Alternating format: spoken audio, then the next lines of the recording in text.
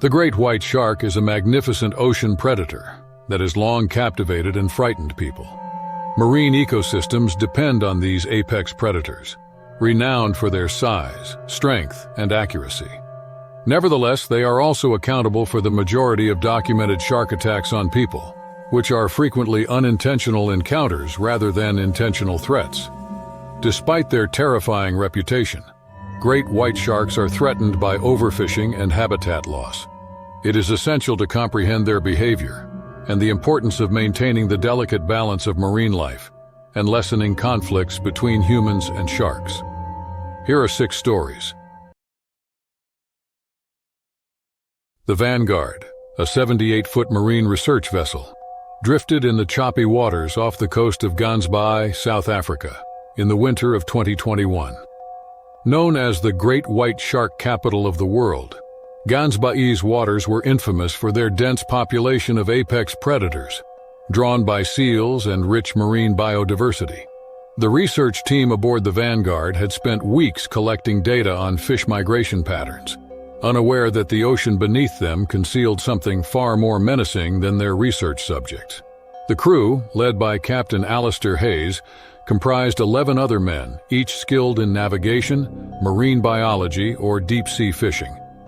Among them were Desmond Rourke, the ship's first mate; Jonas Cater, the lead marine biologist; Harlan DeWitt, a veteran fisherman; and Ezekiel "Zeke" Thorne, a deckhand known for his reckless humor. Silas Greer, Victor Langston, Tobias Jett, Nolan Pierce, Clive Hendricks, Rory Finch, and Felix Voss were the others. The sun had started to dip below the horizon when the team hauled in their latest catch, a net teeming with fish. As the writhing mass was dragged aboard, blood seeped into the water, dispersing in slow, curling tendrils beneath the surface. The men, occupied with sorting their haul, paid no attention to what the crimson cloud might summon. Below the waves, a giant great white shark, nearly 20 feet long, had already caught the scent. It had been lurking in the deeper waters, drawn by the vibrations of struggling fish. Now, with the unmistakable smell of blood, it moved with purpose, gliding silently beneath the hull of the Vanguard, its black, lifeless eyes fixated on the source. Without warning, the creature surged from the depths, its massive bulk striking the ship's underside with a force that sent a deep thud reverberating through the metal. The impact rocked the vessel. Confused shouts rang out as the crew struggled to maintain their footing. Then the shark breached the surface in a blur of white and red. It lunged onto the deck, jaws wide, clamping down on Captain Hayes in a single brutal motion. The force ripped him from his stance. 1 second, he was there, barking orders, and the next he was gone, dragged overboard. The water churned violently where he had been, the sea swallowing his screams. Panic erupted. Desmond Rourke staggered backward, knocking over a bucket of fish guts. Jonas Cater's face blanched as he scrambled toward the cabin. Hardened by years at sea, Harlan DeWitt grabbed a boat hook, a futile attempt at defense. The shark circled back almost immediately, vanishing beneath the waves only to reappear seconds later, targeting Nolan Pierce and Clive Hendricks. The 2 men had barely processed what had just happened when the creature torpedoed between them, snapping its jaws shut around Clive's midsection. His scream was cut short as the shark ripped him clean off the deck, vanishing beneath the surface once more. Nolan, drenched in blood that wasn't his own, stumbled backward, slipping into the mess. His panicked thrashing sent him overboard, and within seconds the shark returned, dragging him under before he could even cry for help. The remaining crew erupted into absolute loss of control. Jonas Cater and Felix Voss lunged for the ship's emergency raft, but in their frenzy, the unsecured raft slid off the deck, landing uselessly in the water. Harlan DeWitt and Tobias Jett desperately attempted to climb the ship's mast, but their escape plan fell apart instantly. The boat, still rocking violently from the attack, made the mast sway unpredictably. Tobias lost his grip and plunged straight into the water. He barely had time to surface before the shark lashed out, dragging him under in a vortex of blood. Harlan, clinging to the mast, could only watch in horror. Meanwhile, Desmond Rourke, Victor Langston, and Rory Finch rushed toward the ship's emergency radio. But their fear made them clumsy. Victor slipped in a puddle of blood, crashing headfirst into the metal railing. Dazed, he barely had time to register the ominous shadow beneath the water before the shark surged again. It latched onto his leg, yanking him violently overboard. Desmond and Rory, paralyzed with terror, stood frozen as the shark circled back with terrifying precision. As the shark continued its assault, 3 more men met their doom, not by the beast's jaws but by the unforgiving sea itself. In a desperate bid to escape, Felix Voss leaped overboard, thinking he could outswim the monster. His plan was suicidal. Panic and exhaustion quickly overtook him. He sank beneath the waves, swallowed not by the shark but by the abyss below. In a frantic scramble, Silas Greer and Ezekiel Thorne attempted to lower a lifeboat, but the mechanism jammed, and in desperation they lost their footing. Both men tumbled overboard, thrashing wildly. The ocean, indifferent to their struggle, claimed them with merciless ease. Now only Harlan DeWitt, Desmond Rourke, and Rory Finch remained. Still clinging desperately to the mast, Harlan had witnessed everything: the carnage, the hopelessness, the futility of fighting back.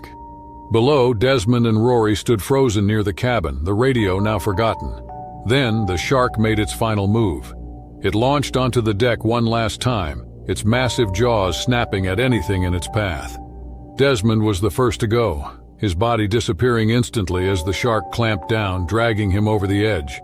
Rory turned to run in sheer terror, but he had nowhere to go. The shark's tail whipped violently, knocking him straight into the water. He barely had time to scream before the predator returned, sealing his fate in a single merciless bite. Harlan DeWitt, the last man standing, could only stare, his mind shattered by the horror he had witnessed. Now, seeming satisfied, the shark slipped back into the depths, leaving nothing behind but a sea painted red and the eerie silence of death. Within 5 minutes, 12 lives were lost from the ordeal. The Vanguard was discovered adrift days later, its deck slick with blood but eerily silent. Investigators found no survivors, only the wreckage of a massacre unlike anything seen before. Harlan DeWitt was presumed drowned, his body never recovered. Some speculated he had succumbed to exhaustion and slipped into the water. Others whispered that he had jumped willingly, unable to live with what he had seen. The great white shark was never found. But in Gansbai, the legend of the Vanguard massacre would live on, a chilling reminder of what lurked beneath the waves, unseen, unstoppable, and hungry. The serene seaside town of Chatham, Massachusetts, was bathed in the warm July sun in the summer of 2016. Long a refuge for seasoned fishermen, the city is well known for its deep maritime history and abundant fishing waters. Beyond the harbor, the Atlantic stretched indefinitely, hiding something familiar and unknown in its depths. It was supposed to be a typical day at sea, and a group of seasoned fishermen got ready that morning. Seawolf, their sturdy 30-foot boat, had experienced many rough seas. Fishing these waters for most of his life, Captain Elias Eli Brackett was a seasoned veteran in his late 50s.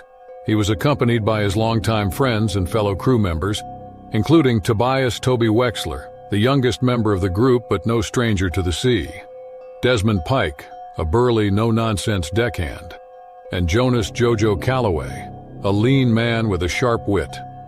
The ocean darkened into a deep blue abyss by the middle of the morning when Seawolf had traveled almost 20 miles offshore. The men put up lines and prepared for a promising fishing day with efficiency. The smell of salt and bait fish filled the air as the sun rose. Right up until it wasn't, everything was routine. A shadow was the first thing to appear. Just below the surface, a huge, shifting form caught Desmond's attention first. At first, they weren't alarmed when he muttered something about a shark. Although they hardly bothered boats, great whites were common in these waters. However, as the minutes went by, the shadow remained. It circled instead. Jonas squinted into the water as he leaned over its side. At that moment, the initial impact occurred. A cooler skidded across the deck as the boat lurched violently to one side, throwing Tobias off balance. A more icy exchange of glances replaced the gentle camaraderie between the men. Elias steadied himself and looked over the railing. A great white shark, easily 18 feet long, moved purposefully below. As it turned, the jagged scars along its thick hide were visible, revealing its pale underbelly. Then it happened once more. The force was stronger this time, striking the hull directly. Wood let out a groan as it hit. Reaching for the radio, Jonas fumbled with the buttons, attempting to call the Coast Guard. Desmond hurried to inspect the bilge as Tobias fumbled for the emergency supplies. Elias struggled to turn the boat toward land while holding onto the wheel, but the shark persisted. It's an additional hit. This time there was a sickening crack. Through a crack close to the stern, water started to seep in. Throughout the crew, panic spread like wildfire. The shark was not behaving like any of the others they had seen. It was attacking, not just investigating. It struck the boat repeatedly, each impact more powerful than the previous one. Before, the men had seen sharks and even lost catches to them. But they had never seen such violence. Within the boat, the water level rapidly increased. Still yelling into the radio, Jonas got a response. Assistance was on its way, but they were far away and time was running out. The last blow then came. Fearsomely, the shark swung forward, slamming its enormous body into the deteriorating hull. There was the sound of wood splintering. Water started bursting in. The sea wolf was sinking. Almost drowned out by the commotion, Elias yelled commands. With trembling hands, the men hurried to deploy the life rafts. The deck swayed so much that Tobias almost fell overboard. Desmond caught him in time and pulled him toward the raft. The boat was beyond saving in a matter of minutes. The shark circled as the men fell into the water while holding on to the inflatable raft. Once a source of routine and income, the ocean became a terrifying place. The sea wolf wreckage bobbed for a short time before disappearing under the waves. Their breath was held each time the shark's dorsal fin sliced through the water's surface as they drifted for what seemed like an eternity. Eyes searching the water. They were at risk even with the raft. They had limited options if the shark decided to attack again. All that relieved the tension was the distant roar of an engine. They could see a Coast Guard ship speeding toward them on the horizon. The crew felt relieved as the rescue team dragged them on board.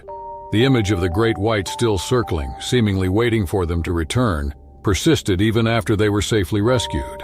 The sea wolf was gone. After investigating the matter, investigators noted peculiar shark behavior but failed to provide a conclusive explanation. Some people thought the shark might have been drawn to the boat by something invisible, while others thought it might have thought it was a rival predator. For whatever reason, it was still one of the most terrifying incidents in the area's history. After that day, Elias Brackett never went back to deep waters. Desmond, Tobias, and Jonas all returned to the sea in their ways, but never forgot the boat captured by something much bigger than them. And the great white still swam somewhere beneath the churning waves off Chatham. Off the coast of Florida, a cruise liner called the Horizon Tide sailed through the azure waters in the spring of 2024. Retirees and tourists looking for peace were served by the ship, a soaring titan of gleaming white steel. Among the passengers were Margaret Abernathy, who recently celebrated her 79th birthday, and her husband William Abernathy, an 82-year-old retired accountant. Living in a peaceful suburb of New Brunswick, New Jersey, the couple spent their days watching reruns of vintage detective series and caring for their garden. As an anniversary present, their children, who are now adults with their own families, gave them this cruise, allowing them to rekindle their youth's passion. However, the cruise did not go as smoothly as anticipated. It would be accurate to characterize the Abernathy relationship as well-worn. They had a strong bond from their decades together, but also frequently had many arguments over unimportant things. Margaret was impatient and had a sharp tongue, while William was obstinate and quick to complain. Undoubtedly, they were in love, but their affection frequently manifested itself in arguments about where to put their reading glasses or how to fold a fitted sheet. The crucial dispute started in the late afternoon of the 5th day of the cruise. Passengers were seated in lounge chairs and enjoying cocktails on the deck. Seagulls occasionally squawked, and the faint hum of the ship's engines blended with the murmur of conversation as the sun hung low, bathing the ocean in a golden glow. Anyone walking by could hear William and Margaret's increasing voices as they stood close to the railing on the port side, seemingly taking in the scenery. A ridiculously trivial issue had sparked the argument. Margaret had accused William of being careless for forgetting to bring her sun hat from their cabin. She could walk a short distance to get it alone, and he shot back. The dispute then descended into a heated exchange that touched on long-standing grievances. William had a habit of leaving the lights on. Margaret tended never to finish her tea. Their gestures became more animated, and their voices became louder until they drew interest from other passengers. William once raised his arms in frustration. Regretfully, the gesture came as Margaret moved toward the railing. No one could be certain whether his hand's slight contact with her shoulder caused her to lose her balance, or if it was an accident or the regrettable outcome of growing tempers. Margaret cried out in shock as her feet slipped on the shiny deck. She fell over the railing and into the water below before anyone could stop her. A stunned silence fell for a moment. After that, William hurried to the railing with a pale face and an open mouth. He looked down at the turbulent wake of the ship where Margaret was screaming for assistance while thrashing in the water with her arms splashing wildly. He was overcome with panic and started yelling for help, his voice breaking with desperation. The deck passengers rushed to assist. One person threw a life preserver into the water, and another rushed to warn the crew. However, because the ship was so large, Margaret had already drifted further away by the time anyone could react, and the gap between her and the ship grew larger by the moment. The horror of the situation became apparent at that point. A great white shark was drawn to the disturbance in the water. The nearly 15-foot-long creature had been silently moving beneath the surface of the deeper waters nearby, its sleek, torpedo-like body gliding. It moved closer with uncanny speed, drawn by the noise and splashing. Margaret didn't realize the predator existed until it was too late, as she was still fighting to stay afloat. As the shark's dorsal fin broke the surface, anybody on deck with a good view of the water started to scream. William froze, his knuckles whitened as he gripped the railing. He looked on helplessly as the shark surrounded his wife. It was a swift and vicious assault. A water spray was sent into the air as the shark's strong jaws clamped down on Margaret from below. She gave one last horrifying scream before being pulled beneath. As the deck passengers watched in horror, the water churned red. In a panic, William snatched a rope from a nearby lifeboat and attempted to toss it into the water, but it was too late. The crew responded quickly but could not do much as his cries for assistance became louder. When a rescue boat was lowered into the water, neither Margaret nor the shark was visible. Nothing was left but a rippling ocean, strangely quiet in the last of the light. As night fell, it became evident that Margaret was no longer there, despite the ship's crew conducting a thorough search and circling the area for hours. As he sat dazedly on the deck, William buried his face in his hands. The argument, the shove, and the fall were repeatedly replayed in his mind. An unrelenting wave of guilt tore at him, threatening to submerge him. William got off the cruise ship by himself when it eventually docked. After an investigation, the authorities declared the incident an accident. There was no proof of foul play, and the passengers who had seen the argument and the fall provided contradictory accounts. The murmurs still followed William. Some conjectured that he had purposefully shoved her during an angry outburst. Others just thought it was a terrible accident. William returned to his quiet home in New Jersey, where he and Margaret had lived for many years. Together, they had tended a garden that became unkempt and wild. The living room television was still off and dust was collecting on its screen, with the sound of the waves serving as a constant reminder of that awful day. William stayed away from the ocean. He was plagued by the memory of Margaret's last moments for the rest of his life. Although he never discussed it with anyone, he frequently pondered whether things might have turned out differently if he had controlled his temper. He lived with the guilt all the time, a shadow that followed him until a few years later when he passed away. Ultimately, the Abernathy's tale became a local legend, a warning tale spread among cruise passengers in the peaceful New Jersey suburbs. It served as a sobering reminder of how easily a fit of rage could turn into tragedy, leaving regret and a haunted house behind. The 14th of July, 2024, Brigantine, New Jersey. The waters off Brigantine, New Jersey coast glowed shimmering as the sun hung high over the Atlantic. The summer day was bright, hot, and ideal for being on the water. It felt like it would go on forever. Residents seeking to get away from the bustle of the city had long favored the little barrier island, which is only a short drive from Atlantic City. Although the ocean was placid, something was hiding beneath it that none could have predicted. Since childhood, 17-year-old Sam Whitmore has been spending every summer here. An accomplished wakeboarder, he had honed his skills over the years, pushing himself on every ride. He was out that Saturday with 3 of his best friends, Owen Fielder, Travis Mercer, and Jace Holloway, who were crammed onto Jace's father's boat. They had been riding through the waves for hours, giggling and encouraging one another to attempt more risky stunts. The ship was steered by Jace, who declared himself the group's captain, while Sam took another turn behind it. Sam was hauled onto his board as the rope tightened and the boat roared ahead. After effortlessly carving through the water, he launched himself off the wake for a backflip. His friends cheered as he landed it cleanly. Sam signaled for a break, but the boat slowed a little. He dropped the rope and sank into the water after coasting on top of it. He was catching his breath while bobbling in the soft waves when he felt an odd sensation, a sudden strong tug on his right leg. He initially thought one of his friends was playing a practical joke on him, possibly yanking his ankle from the boat. Then, however, the pressure increased. The water surrounding him erupted in a violent churn of red as a sharp pain pierced his calf. The first to notice the disturbance was Jace, who was still driving. When he realized what was happening, his excitement gave way to perplexity, followed by horror. Sam was being dragged beneath. Beneath the surface, a huge shadow moved its distinct silhouette, piercing the water like a torpedo. A great white shark, probably 10 feet or more long, had clung to Sam's leg. The boys on the boat froze momentarily, unable to comprehend what they witnessed. Chaos then broke out. Sam hardly had time to react as Owen scurried for the life preserver and threw it at him. He was yanked beneath by the shark, who had vanished into the ocean. There was nothing but silence for 3 terrifying seconds. No splashing, no screams. Then Sam came back up, thrashing and gasping. The extent of the damage was now visible to his friends. His lower leg was severed, and the surrounding water had turned a deep crimson.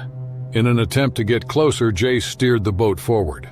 Travis extended his arms as far as he could to grab Sam, but the shark struck again before their hands could make contact. A second scarier assault. With even more force, the beast dragged Sam under as it surged upward and clamped its jaws down on his thigh. After violent convulsions, the water calmed down. Sam had left. The boys desperately searched the water as they screamed for him. Their movements were frantic and their voices broke. With his hands trembling on the steering wheel, Jace circled the boat.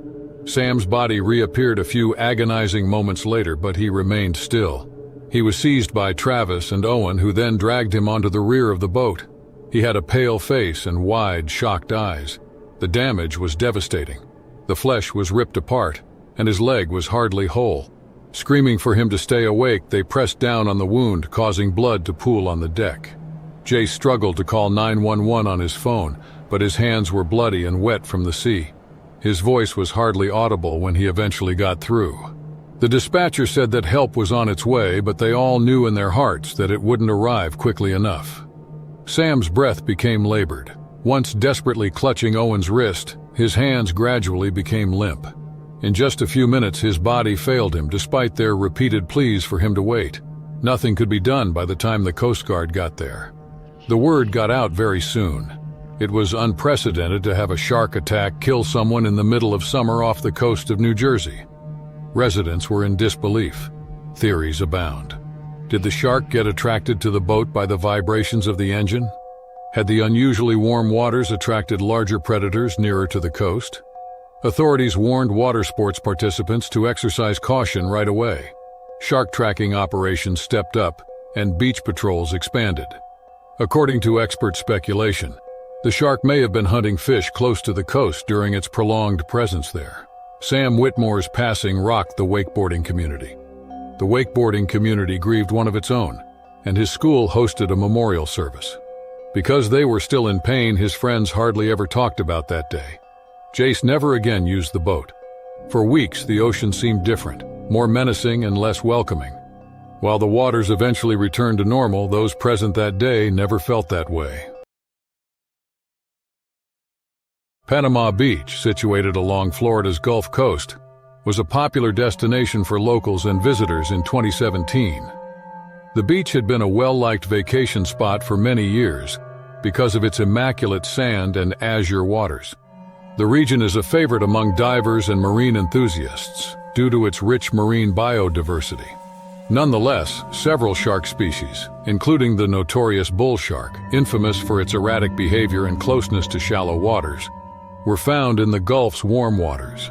Lifeguards at Panama Beach were always ready for emergencies, even in the face of infrequent attacks. 28-year-old lifeguard Tom Harwood has been employed at Panama Beach for 5 years. Tom was the lifeguard who prioritized other people's safety, distinguished by his keen intuition and unwavering commitment. There was a lot of activity on the beach on a warm summer afternoon in late July. Surfers rode the gentle waves, teens played volleyball, and families splashed in the water. Tom looked out over the horizon from his high vantage point, his trained eyes darting across the water to look for any indications of trouble. Around 3:45 p.m., Tom saw a figure moving further away from the swimming area. It looked like the swimmer, later identified as 34-year-old Illinois tourist Sarah Merrick, was struggling against the current. She was waving her arms to stay afloat as the tide dragged her deeper and deeper. Tom immediately grabbed his rescue buoy, anticipating what he thought would be a simple rescue. A terrifying sight gripped him as he stepped down from the lifeguard tower. Near Sarah, a commotion broke out. The surface was broken by the distinctive dorsal fin of a bull shark, which circled her with frightening accuracy. When beachgoers realized this, they started screaming, which spread fear along the shore. Tom quickly snatched up his buoy and dove headfirst into the turbulent waves as he ran into the water. Before Tom could get to Sarah, the shark attacked her and pulled her under. Blood and splashes marred the otherwise calm waters, and witnesses later described the scene as chaotic. Determined to get to Sarah before it was too late, Tom swam as hard as he could. As the shark circled back, he saw her resurfacing through the surf, screaming and struggling. The shark started its second approach just as he got to her. Tom successfully pushed the predator away briefly by using the buoy as a shield, which allowed him to fasten Sarah to it. The return swim to shore was exhausting. Tom and Sarah fought against the waves and his mounting fatigue. Unfazed, the bull shark struck once more. With its strong jaws ripping through muscle and flesh, it clamped down on Tom's leg this time. Tom fought back, hitting the shark with his fists, and his survival instincts took over. The shark finally freed him, but the damage was significant. Tom made the painful choice to let Sarah hold onto the buoy by herself while he attempted to divert the shark's attention to him after realizing he couldn't keep Sarah in his grasp while protecting himself. Other beachgoers and lifeguards hurried into the water to help. Tom was barely conscious when Sarah was pulled to safety by reinforcements. Paramedics were already waiting when his co-workers succeeded in dragging him onto the shore. Tom's brave actions allowed Sarah to survive the ordeal despite being seriously shaken and hurt. But Tom suffered terrible injuries. Before being airlifted to the closest hospital, he passed away from blood loss despite the paramedics' best attempts. As word of his passing spread, the beach that had once been lively with laughter and joy became quiet. The death of a man who sacrificed his life to save another left witnesses and other lifeguards in shock and grief.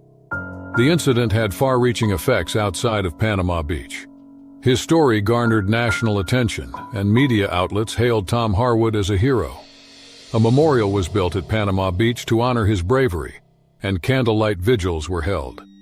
Despite her trauma, Sarah Merrick expressed gratitude, saying that Tom's selflessness was why she survived. The tragedy also brought about significant changes. Local authorities implemented more stringent safety measures, such as greater shark monitoring and the placement of shark nets in high-risk areas.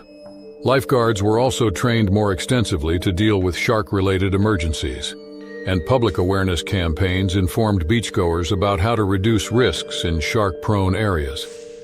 Tom's legacy persisted in the hearts of people who knew him and in the safety reforms.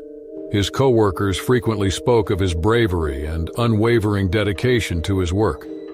This is a reminder of the sacrifices made by people who put the lives of others before their own. Tom Harwood's name had come to represent bravery to many.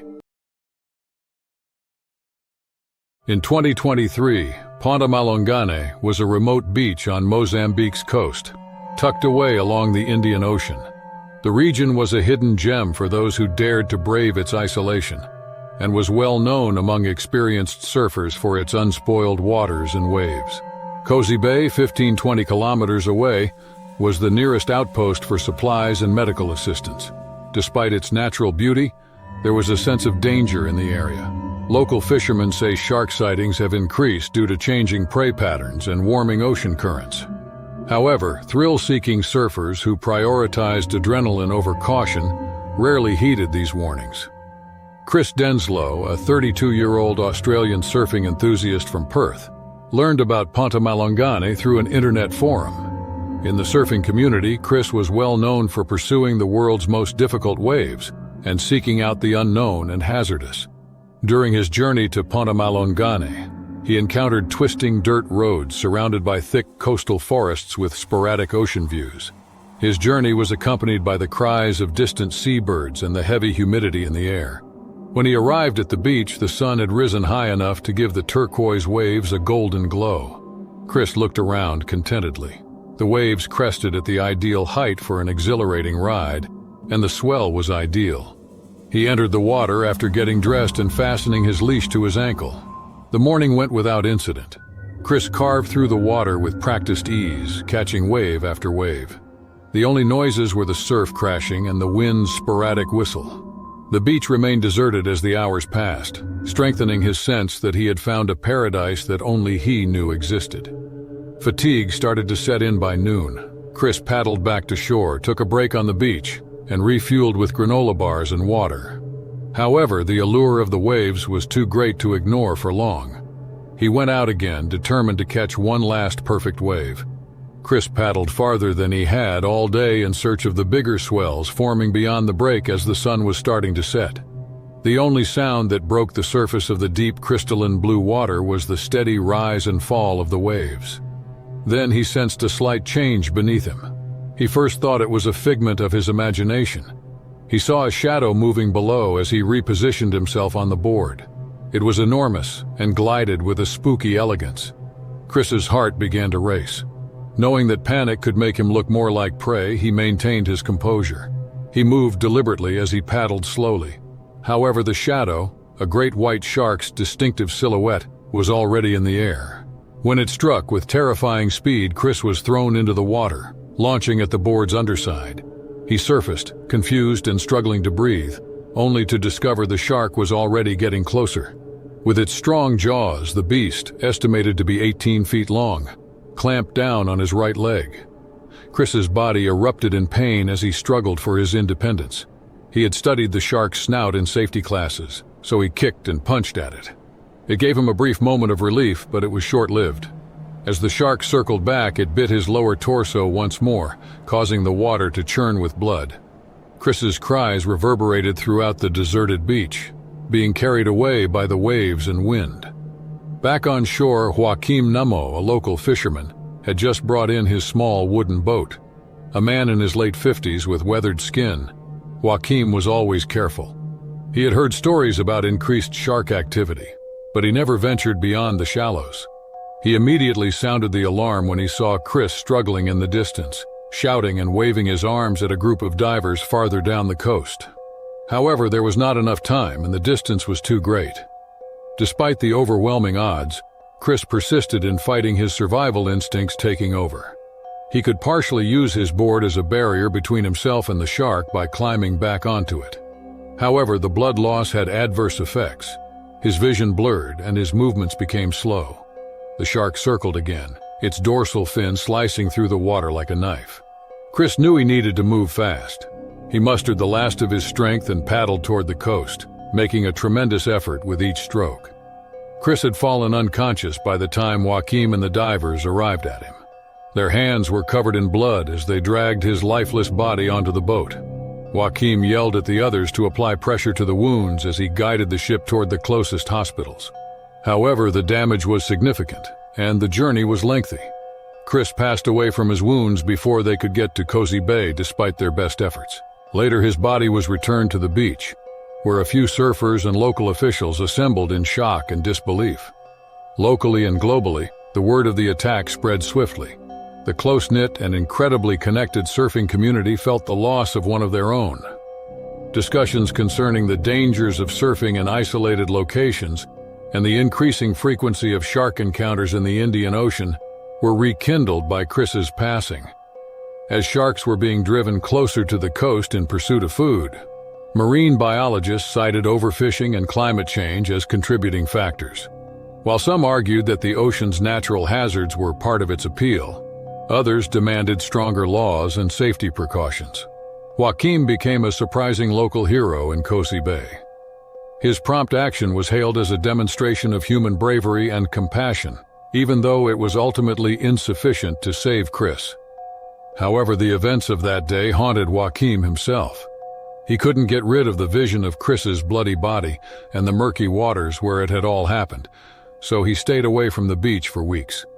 Candles were lit, and flowers were placed in the sand during the small community's memorial service on the beach. As they scattered Chris's ashes into the waves he had loved so much, his family, who had flown in from Australia to attend, was grieving. The number of surfers at Ponta Malongane gradually decreased. People who dared to go into the ocean began hearing Chris Denslow's story, which became a warning. Along the coastline, signs alerting tourists to shark activity were put up, and local tour guides began providing safety briefings. However, the lure of the waves was too powerful for some to resist. Drawn by the thrill of adventure and the unspoken understanding that the ocean was beautiful and dangerous, they came. Chris's legacy lived on in the stories shared around campfires and in the quiet moments before dawn when surfers paddled out to meet the waves. His name became a symbol of both the risks and the rewards of pursuing one's passion. A reminder that, for all its grandeur, the ocean is a place where humans are only visitors. And so, as the tides rose and fell, they carried the echoes of a surfer's final ride, indifferent to the lives they touched.